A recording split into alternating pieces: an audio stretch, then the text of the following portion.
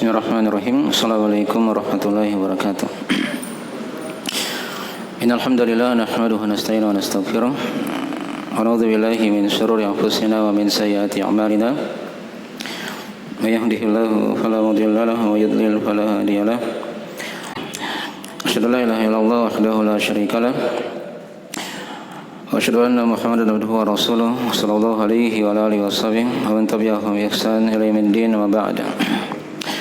فإن أصدق الحديث كتاب الله خير الهدي هدي محمد صلى الله عليه وآله وسلم وشر الأمور محدثاتها وإن كل محدثة بدعة وكل بدعة ضلالة وكل ضلالة في النار.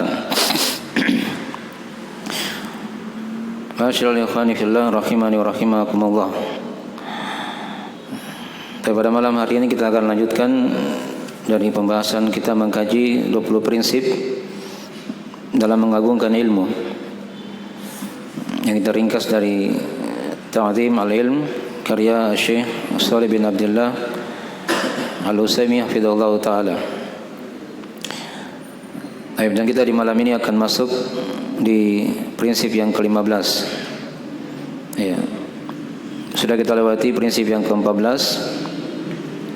seputar masalah memuliakan ahli ilmu dan menghormati mereka. Ya. Ini prinsip sebenarnya bagian dari adab, ya. Adab-adab kepada guru.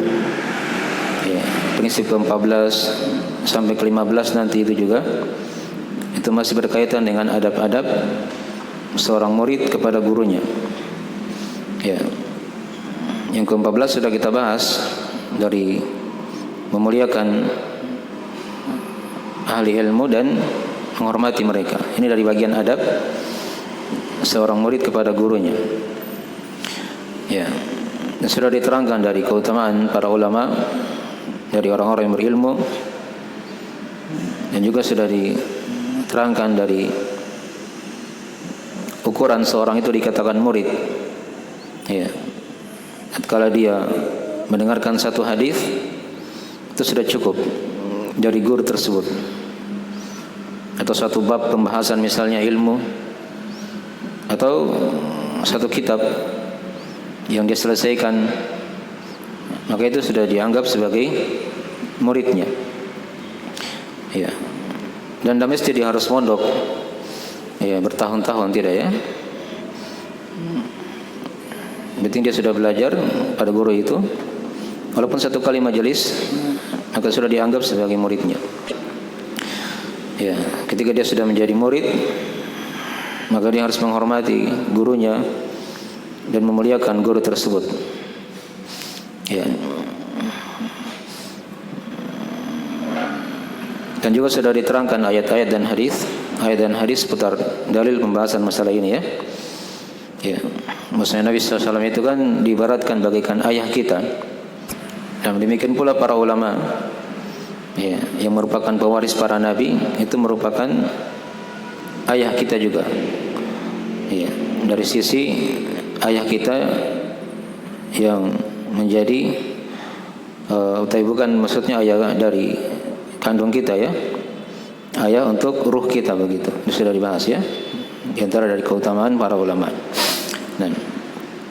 Dan Nabi ancam dalam hadis, ya, akan besarnya dosa bagi siapa yang tidak memuliakan orang-orang besarnya, tidak merahmati anak-anak kecilnya yang lebih muda daripada dia misalnya, dan dia tidak mengetahui hak orang yang berilmu di antara mereka. Itu adalah dosa-dosa besar, menunjukkan akan wajibnya memuliakan mereka. Dan ini sudah dinukil ijma oleh Ibnu Hazm tentang kewajiban perkara itu. Ya. Dan juga beliau sudah terangkan bagaimana dari adab para sahabat dalam belajar, ya, ketenangan mereka. Kemudian dari nukilan para tabi'in, tabi'ut tabi'in. Ya, ini sudah kita baca, ya, dari kisah-kisah para ulama dalam masalah ini. Dan juga beliau sudah terangkan adab-adab dalam memuliakan guru, ya, yang beliau terangkan, ya. Dan dia merendah hati kemudian dia mengarah pada guru itu, tidak berbalik saat belajar, dan dia perhatikan ketika adab dalam berbicara kepada guru, dan dia muliakan gurunya tanpa ada berlebihan. Ya. Dia berterima kasih kepada pengajaran guru tersebut, mendoakan gurunya, dan dia nampakkan dirinya seakan-akan tetap terus merasa butuh kepada guru tersebut. Ya, jangan dia merasa tidak butuh. Dan dia tidak menyakiti gurunya dengan perkataan ataupun perbuatan. Ya, dan hendaknya dia berlemah lembut dalam masalah ini. Ya. Jika ada kesalahan dari guru, itu ada pembahasan sudah kita bahas ya. Dia tempuh 6 perkara yang diterangkan oleh penulis di sini. Baik. Yang pertama, dia pastikan kalau memang itu dari kesalahan ada pada guru itu misalnya kan. Dia pastikan, jangan hanya dia dengar berita dari orang, tapi dia pastikan memang kalau memang hal itu dari guru, dari perkara yang salah. Ya. Kemudian yang kedua sudah diterangkan, ya, kesalahan itu dinilai salah itu oleh orang-orang yang berilmu, yang rasih dalam ilmu dari para ulama. Ya. Bukan orang-orang di bawah. Dipahami ya? Ini kadang lancang sebagian orang ya, berkomentar. Itu bahaya ya, dilihat ya di media, terlalu banyak komentarnya. Dia mengomentari orang-orang yang tinggi daripada dia. Itu tidak pantas seperti itu ya. Itu bukan adab seorang thalabul ilm. Nah, yang memberi komentar itu hanya orang-orang yang rasih, yang kuat ilmunya. Ya, apapun orang-orang di bawah, ya, itu tidak usah dibaca komentar-komentarnya. Ya. Kalau mereka berkomentar, ya, tidak tahu bahasa Arab juga, baca Al-Quran juga tidak lurus, tapi banyak komentar, seakan-akan ya, dia yang paling jago di situ. Jadi seperti itu ya, dilihat. Yang menentukan itu salah itu orang-orang yang berilmu, yang kuat ilmunya, bukan orang-orang yang di bawah. Ya, tugas kita itu hanya belajar. Ya. Nanti akan sampai juga ke tingkatan itu. Kalau misalnya dia belajar baik-baik, nanti dia akan sampai di situ. Itu kalau dia memang betul cara belajarnya. Kemudian yang ketiga sudah diterangkan, ya, dia tinggalkan dari mengikuti guru itu. Kalau misalnya ada kesalahan ya, dia tidak diikuti. Karena yang kita ikutikan adalah dalil Al-Quran atau hadis, atau apa yang dikatakan oleh para sahabat, dari para salaf, ijma, ya, dan seterusnya dari sisi-sisi pendalilan dalam masalah ini. Paham ya? Ya. Jadi kalau ada kesalahan pada guru, kesalahan itu tidak kita ikuti. Ya, kita lihat hal yang betul dalam pembahasan itu misalnya kan. Kemudian yang keempat sudah diterangkan, ya, kalau misalnya gurunya salah, dia berusaha carikan uzur, dicarikan alasan ya. Oh mungkin dia begini, oh mungkin dia begini. Ya, jangan langsung berburuk sangka kepada seorang guru. Dipahami ya? Itu sudah kita terangkan ya. Dari kisah Imam Malik yang tidak sampai kepada beliau hadis tentang sunnahnya puasa Syawal. Dia bilang bid'ah. Ya, jangan langsung berburuk sangka kepada seorang ulama misalnya kan. Ternyata setelah dicek hadis tentang masalah itu tidak sampai kepada beliau rahimahullah taala. Itu namanya udzur, seperti itu ya. Baik. Kemudian yang kelima, kalau dia ingin menasihati gurunya, dia nasihati dengan cara yang lembut, dengan cara rahasia. Ya. Tidak dia tampakkan terang-terangan. Ya, ini kadang banyak di sini yang salah jalan ya. Dia menasihati, dia tampilkan di media misalnya. Ya. Dipahami ya dalam masalah itu. Walaupun ada pembahasan-pembahasan, kadang dibolehkan dia beri nasihat terang-terangan, itu ada rincian-rincian situ ya.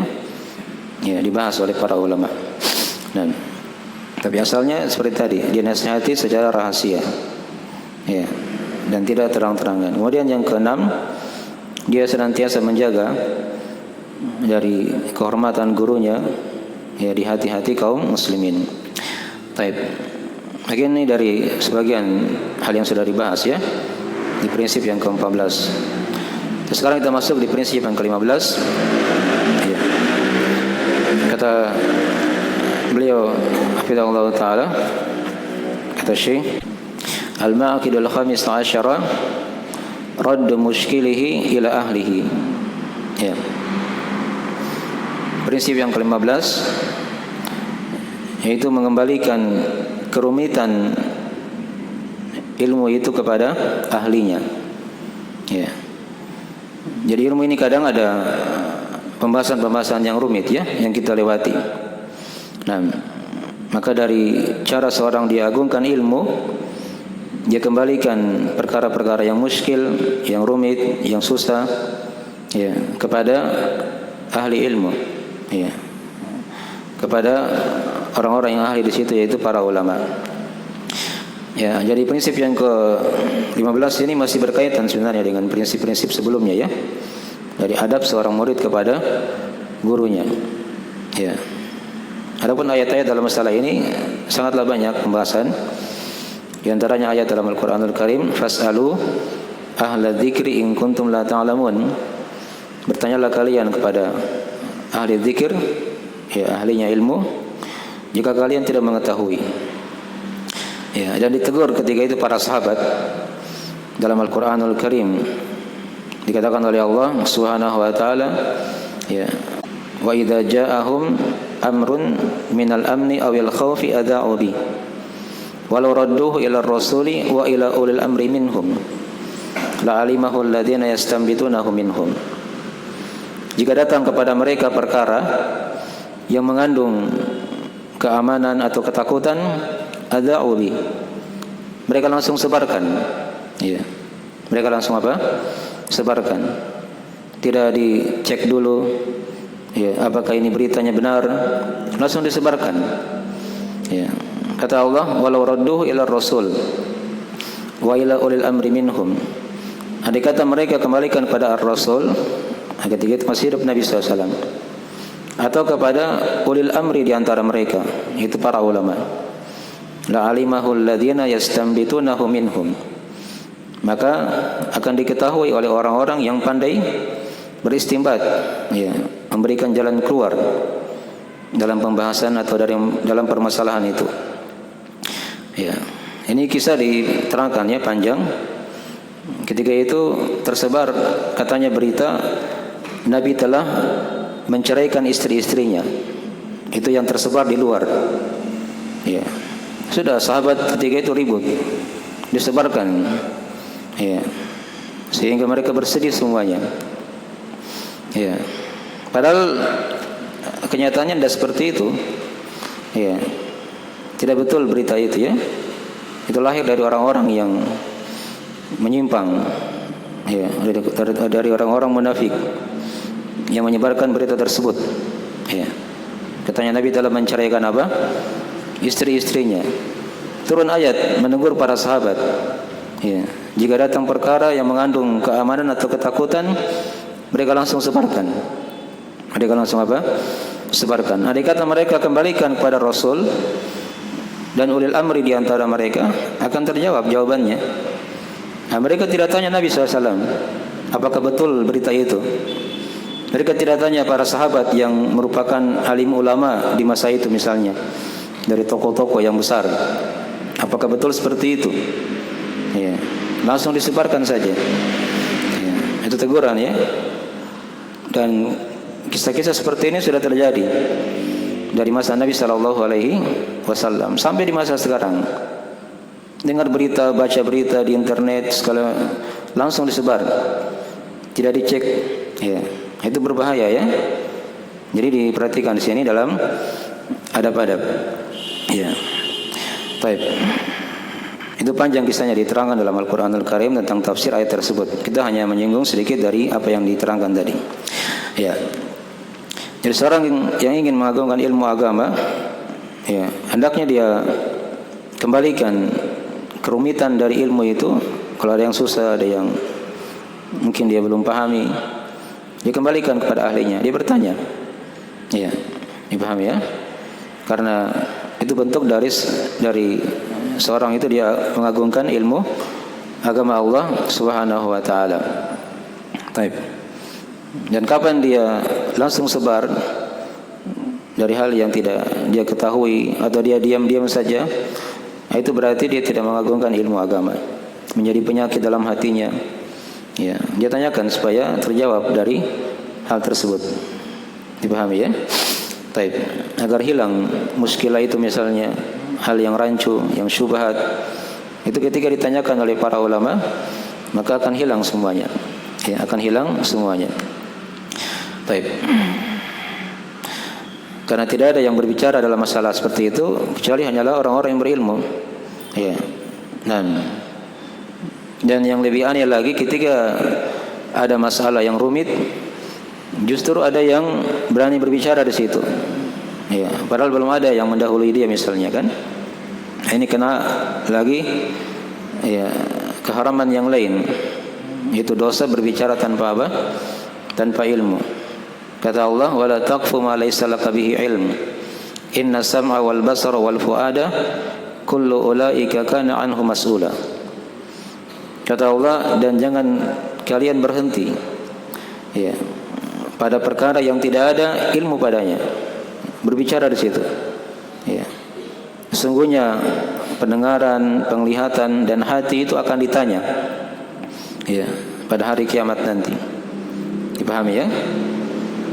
Dan dosa yang paling zalim ketika seorang dia berani berkata atas nama Allah tanpa ilmu. Ya. Faman adzlamu mimman iftara 'ala Allahi kadziba. Dan siapakah yang lebih zalim, kata Allah, dari orang yang ya berani mengada-adakan atas nama Allah kedustaan. Dia bicara di situ tidak ada orang yang mendahuluinya. Tidak ada orang yang mendahului dari para ulama misalnya. Nah, maka ini hendaknya seorang dia berhati-hati. Dia diam lebih bagus. Ketika dia diam lebih selamat di situ ya, daripada dia bicara. Ya. Dan dia berbicara tanpa ilmu. Ya. Baik.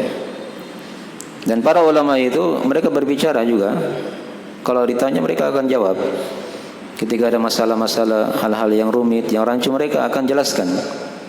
Ya. Dan kadang pada sebagian masalah mereka diam. Ya. Tatkala mereka diam di situ, itu diterangkan oleh Syekh, maka wajib bagi orang-orang di bawah itu diam juga. Jangan masuk membahas masalah itu misalnya. Ini kadang muncul ya di sebagian kejadian yang kadang terjadi di atau kebijakan-kebijakan dari pemerintah misalnya. Kadang di situ para ulama diam, tidak bahas masalah itu. Ya, tapi ada yang berani masuk, dia bicara. Nah, itu artinya dia berbicara bukan pada tempatnya. Bukan pada tempatnya. Dipahami ya? Baik. Itu kadang banyak ya kalau mau dibawakan contoh-contohnya. Ya. Berikutnya di sini Syekh terangkan kepada kita, ada 3 golongan manusia ketika terjadi muskil, hal-hal yang sulit, yang susah, yang rumit dalam ilmu, permasalahan dalam kehidupan, itu manusia terbagi 3 di situ. Manusia terbagi apa? Terbagi 3. Ya, 2 yang celaka, 1 yang selamat. 1 yang selamat. Yang pertama yang celaka ketika terjadi ya hal-hal yang baru muncul dari perkara nawazil, ya kejadian-kejadian yang baru terjadi misalnya, ya yang belum ada terjadi sebelumnya. Nah, itu kan itu manusia terbagi 3. Ya, manusia terbagi berapa? Terbagi 3. Yang pertama ada yang mereka tidak bertanya kepada para ulama. Ya, hanya jalan saja sendiri, bersikap sendiri. Ini yang celaka ya. Dan mereka berpaling dari meminta fatwa, bertanya kepada para ulama. Ya. sehingga mereka mengikuti hawa nafsu, pikiran-pikiran mereka tanpa ilmu. Ini golongan yang celaka. Ini golongan yang celaka. Ya. Kemudian yang kedua, nanti kita akan berikan contoh ya supaya lebih jelas. Golongan yang kedua, ada manusia ketika terjadi kejadian-kejadian yang baru yang belum ada terjadi sebelumnya, ya, mereka bertanya kepada para ulama, tapi ketika misalnya ulama memberikan jawaban yang tidak cocok dengan hawa nafsunya, mereka tinggalkan ulama tersebut. Ya, mereka tidak ambil apa? Mereka tidak mengambil jawabannya. Ini kadang dia hanya mencari pendukung saja. Kadang sudah ada di benaknya, di fikirannya jawaban. Tapi ketika bertanya kepada seorang yang alim, jawabannya beda. Nah, mereka tinggalkan alim tersebut. Mereka tinggalkan alim tersebut. Dipahami ya? Itu ada yang golongan kedua seperti itu. Ya. Mencari pendukung saja, padahal sebenarnya sudah ada jawabannya dari jawaban yang salah di sisi mereka, ya, yang tidak sesuai dengan kebenaran. Ya, dia cari terus, tanya ke si alim A, beda jawabannya, dia tanya lagi ke alim B misalnya, sampai dapat yang mungkin cocok dengan jawabannya baru diambil. Ya, walaupun itu pendapat yang lemah misalnya, dipahami ya? Baik. Kemudian yang ketiga, dari golongan manusia ketika terjadi perkara-perkara yang baru terjadi di tengah manusia, kejadian-kejadian ya yang berkaitan dengan agama ini, dan ini yang selamat ya. Yang ketiga ini adalah yang selamat ya dari fitnah. Tatkala terjadi permasalahan yang baru muncul, mereka kembalikan kepada ahlinya. Ya. Mereka kembalikan kepada ahlinya dari para ulama. Ya. Baik. Itu kalau memang masalah-masalah itu baru terjadi ya. Ya. Sebagai contoh misalnya ada nanti dibahas di kitab Fadhilul Islam ya, tentang kisah sahabat Abu Musa Al-Asy'ari radhiyallahu taala anhu. Ini sahabat ya. Diriwayatkan oleh Imam Ad-Darimi rahimahullahu taala dalam sunan beliau. Di Kufah ya, Abu Musa Al-Asy'ari ketika itu hidup di Kufah. Setelah Nabi meninggal, banyak sahabat yang berpencar. Di antaranya ada yang tinggal di Kufah. Nah, ini tentang kisah bid'ah amaliyah yang pertama kali muncul ketika itu. Ya, tentang kisah zikir jamaah itu kan. Ya, sahabat Abu Musa Al-Asy'ari ini melihat ada orang-orang di masjid lagi ngumpul-ngumpul sebelum salat. Ya. Satu halaqah begitu ya. Ada satu orang yang pimpin. Dia baca apa? Dia bilang kabbiru mi'ah. Ya. Bertakbirlah kalian 100 kali. Nah, mereka bertakbir. Allahu Akbar, Allahu Akbar, Allahu Akbar sampai 100 kali. Kemudian setelah mereka bertakbir, ya, yang pimpin tadi itu bicara lagi. Ya, halilu mi'ah. Bertahlilah kalian 100 kali. Tahlil itu kan bahasa apa? Ringkasan dari la ilaha illallah. Nah, dibaca lagi la ilaha illallah, la ilaha illallah, la ilaha illallah 100 kali. Ya. Yang ketiga, dia bilang lagi sabbihu mi'ah. Bertasbihlah kalian 100 kali.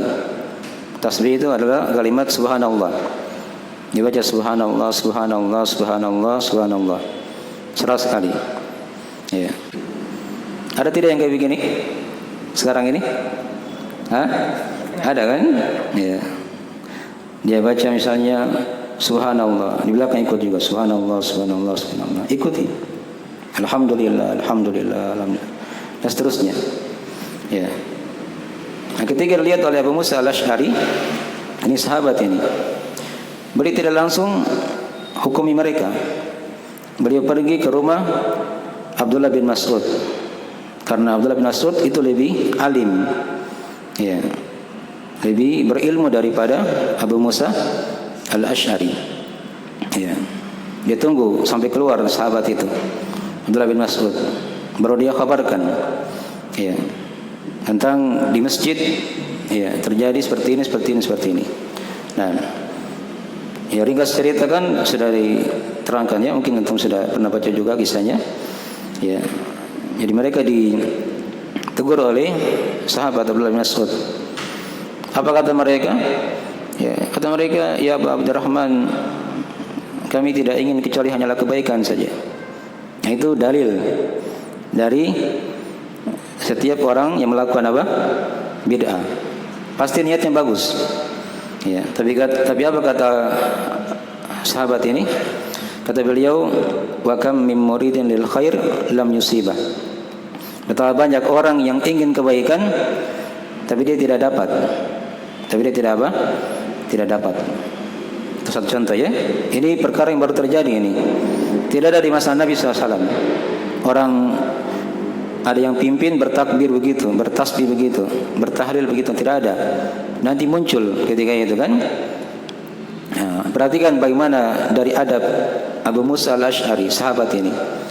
Ketika dia lihat ada sahabat yang lebih alim daripada dia tanyakan dulu di atas. Jangan langsung diberi hukum, bicara, gitu ya. Itu adabnya seperti itu ya. Padahal sahabat Nabi ini. Tapi ketika dia lihat ada sahabat yang lebih berilmu, ya, dia kembalikan kepada sahabat yang lebih apa? Berilmu. Baik. Satu contoh. Itu bid'ah amaliyah yang pertama kali muncul di Kufah. Yang kedua ada bid'ah keyakinan yang muncul di Basrah ketika itu.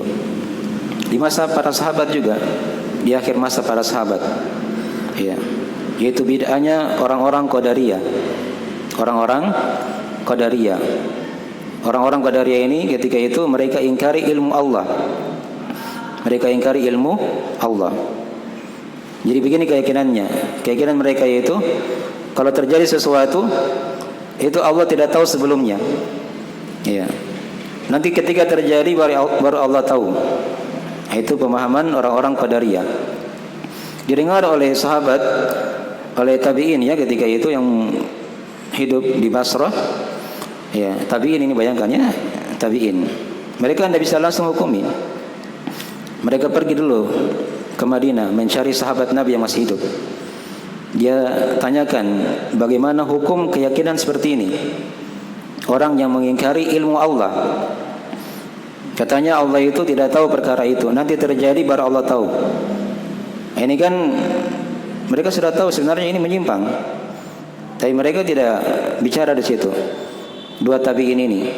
Nah, diutuslah ketika itu dua orang tabi'in yang bernama Yahya bin Ya'mur dan satunya yaitu Humaid bin Abdurrahman Al-Himyari. Mereka berdua pergi ke Madinah mencari sahabat Nabi.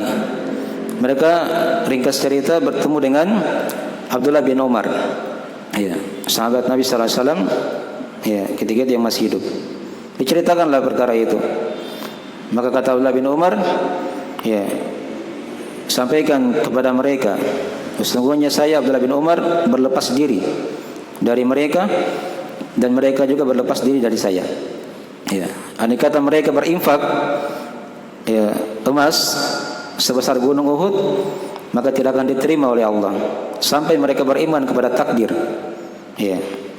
Itu jawaban Abdullah bin Umar ketika itu ya. Itu dari cara para tabi'in dalam menyikapi masalah-masalah yang baru muncul. Ya, tidak ada di masa Nabi. Nah, mereka cari orang yang lebih berilmu. Ketika itu didapatilah sahabat yang masih hidup. Ya. Baik. Jadi itu dari contoh-contoh ya, kalau mau diterangkan dari contoh-contoh yang lain banyak. Itu dari hal yang masyhur yang sering diceritakan oleh para ulama kita. Ya. Jadi kadang banyak masalah-masalah terjadi ya di masa kini misalnya.